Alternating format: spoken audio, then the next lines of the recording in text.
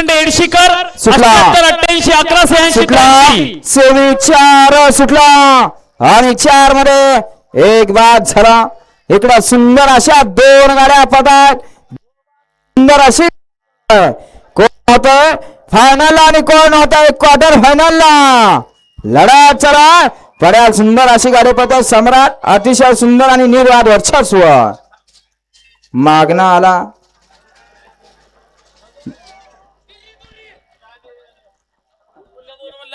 तिर्री नंतर